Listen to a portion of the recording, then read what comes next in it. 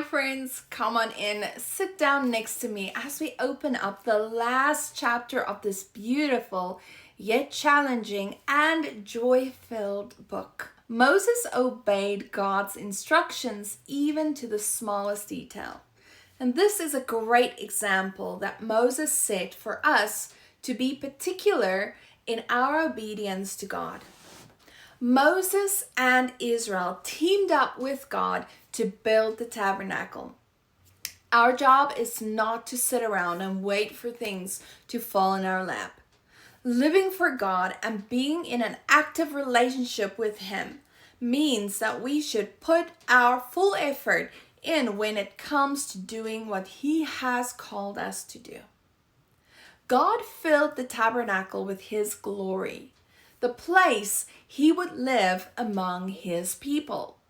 Almost 500 years later, Solomon would build the temple to replace the tabernacle. In 2 Chronicles 5 verse 13 through 14, we also see God fill the temple with His glory. He gives His stamp of approval on that which He fills with His presence. Which means you and I, as born-again believers who have God's Spirit living in us, have been filled with God's presence and we have His stamp of approval. 2 Corinthians 1:22 says, God has set His seal of ownership on us and put His Spirit in our hearts. Later on in the Old Testament, when Israel turned their back on God, He left the temple and the temple was destroyed. It was rebuilt in 515 BC and God's glory returned.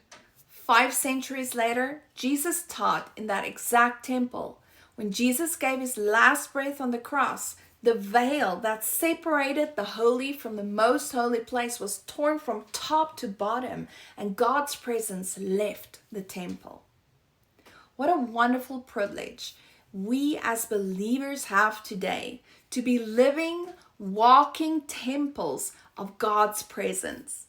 The day we become born again children of God, the Spirit of God enters us and makes His home in our hearts, and He starts His sanctification work on us. 1 Corinthians 6 verse 19 through 20 reminds us that our bodies are the temple of the Holy Spirit, and we should honor that by living as holy sacrifices, surrendering every part of our lives to Him every single day. Thank you for joining me on this adventure through Exodus. Be sure to tune in tomorrow as we recap this fantastic story of deliverance and freedom together. God willing, I will see you tomorrow, and until then, meditate on the glory of God and surrender your life as a living sacrifice. You are deeply, deeply loved. Shalom, shalom.